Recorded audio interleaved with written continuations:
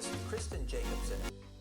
Hey there, I'm Kristen, the anxiety therapist, and thanks for checking out my vlog today. Sorry, I'm a little bit under the weather, so my voice is a bit hoarse, so just bear with me. But I want you to think if there's anything that comes to mind that you have been wanting to change, and you consciously know that this is maybe a problem or an issue, but you have a really hard time getting any traction and starting to make those changes. Well, today I want to explore the stages of change and how they sort of relate to mental health, therapy, anxiety management, and just kind of breaking free from some unhealthy habits that we have. Just understanding the stages of change can be a game changer in your journey toward making changes, because you'll sort of be able to pinpoint which stage you're in and what you need to do to progress to the next stage. So stage one is pre-contemplation, and you can think of this as blissful ignorance. In this stage, many folks are just blissfully unaware of the need for change, and you're sort of cruising on autopilot, sort of oblivious to the storm brewing beneath the surface. This stage can relate to anxiety and mental health in the sense that some people might not even recognize that they have a problem. And I see this a lot with my clients with high functioning anxiety, because they're high functioning, they're successful, they have solid friends and family. So it might be hard to recognize that they are even struggling with high functioning anxiety. So the first step is really looking inward and acknowledging that maybe something needs to change, maybe recognizing some signs of anxiety or the need for some therapy, or that therapy might be beneficial in some way. Stage two is contemplation. So here we're testing the waters.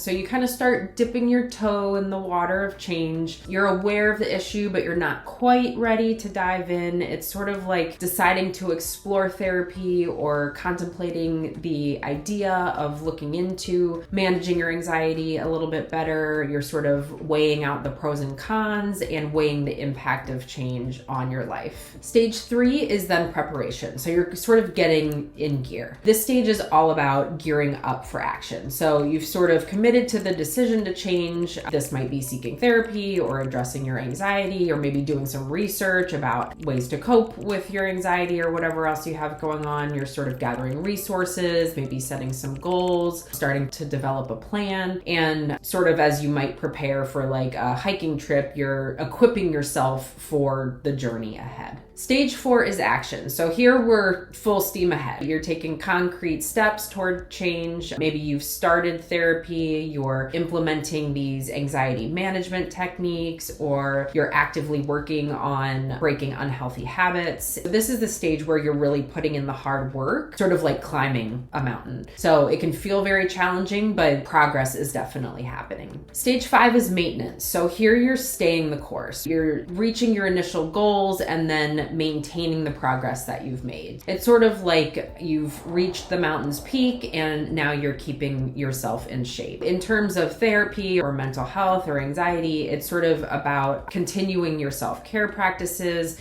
and ensuring that you're using the tools and coping mechanisms and changes in thought processes that you need to use in order to keep your anxiety manageable. For habit change, this is going to be more about avoiding relapse. So a habit that you wanted to change was that you eat dessert every night. It takes roughly at least 3 weeks to break a habit. After you've sort of established this change and you've stopped eating desserts, it's really about how do you stop yourself from sort of regressing and relapsing and going back to that behavior. And then finally, stage six is termination. This is where we have somewhat smooth sailing. So in an ideal world, you reach a point where the change is so ingrained in your life that you don't even really think about it. You're thriving mentally, emotionally, physically. If you're engaged in therapy, this might be the point at which it's not necessary anymore. If you have some residual anxiety that flares up, which everyone does, right? Anxiety is a normal emotion. It's just that we sort of have varying degrees of it. Then managing that anxiety has now sort of become second nature. You've conquered the storm and now you're smoothly smoothly sailing on calm waters. So I want to talk a little bit about how the stages of change can impact motivation. Understanding these stages can shed some light on the motivation to change unhealthy habits. Our motivation just naturally sort of waxes and wanes along our journey. And so if we're in that initial stage, the pre-contemplation stage, motivation might be low because we're kind of unaware of the need for change, right? But then in the preparation stage, motivation might surge as you're sort of gearing up for action.